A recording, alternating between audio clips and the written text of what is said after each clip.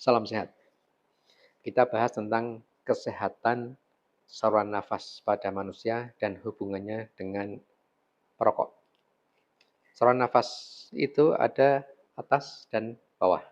Yang atas ini dari hidung sampai ke tenggorokan, kemudian dari tenggorokan sampai ke bawah yang namanya trachea, sampai kemudian terjadi percabangan untuk menuju paru-paru kanan dan paru-paru kiri.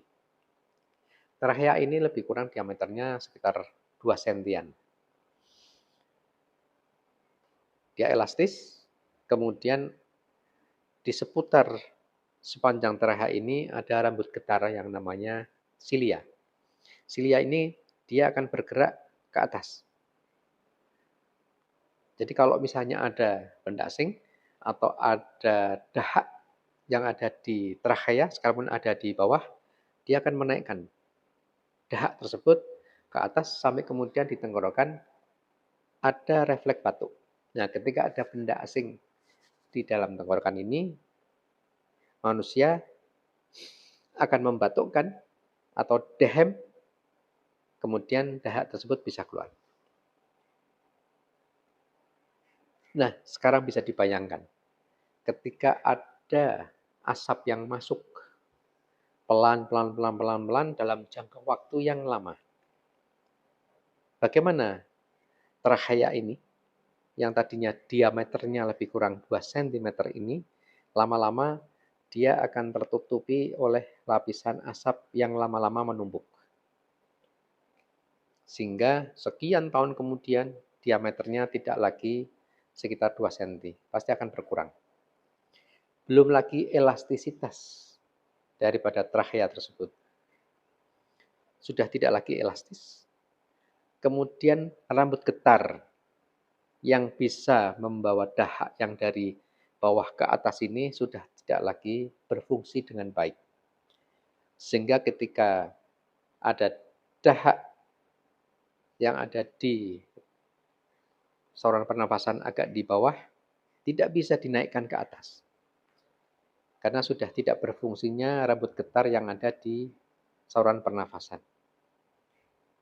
Maka otomatis di samping diameternya sudah berkurang, kemudian ditambah ada dahak yang ada di dalam, begitu menderitanya orang tersebut untuk bernafas.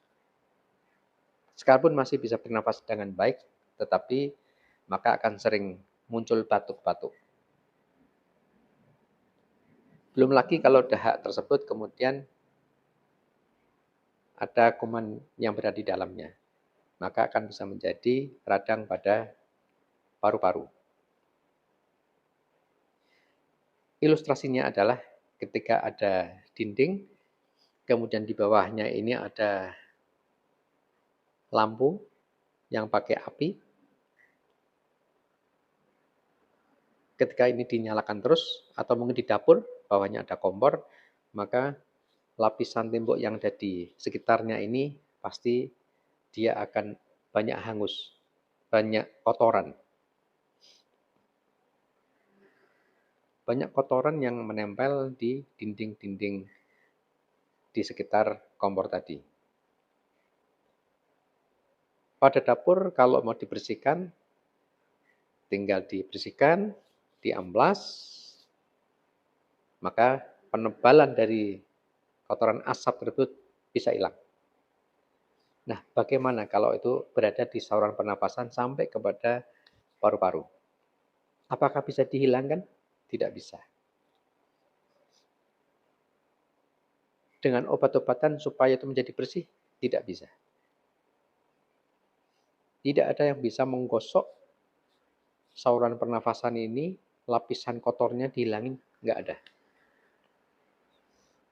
Maka kalau ada seorang perokok yang lama sekali, mungkin tidak menyebabkan kematian, tapi menyebabkan gangguan pernafasan, boleh dikatakan ke arah pasti. Sehingga pada seorang perokok yang lama sekali, perokok berat, bisa saja usianya sampai 70, 80, bahkan mungkin lebih. tapi pasti ada gangguan pada pernafasan. Secara tampak mungkin ya, tidak ada masalah pada orang tersebut. Tapi sebetulnya dia ada gangguan. Kalau kita perhatikan dari hari ke hari, pasti dia punya gangguan pada pernafasan. Sehingga kalau Anda ingin sehat di usia lanjut, di usia 60 ke atas, perbuatlah dari sekarang dengan tidak memasukkan asap atau apapun ke dalam saluran pernafasan kita. Seorang pokok yang pasif bisa menghindari dari asap-asap dari seorang perokok yang aktif.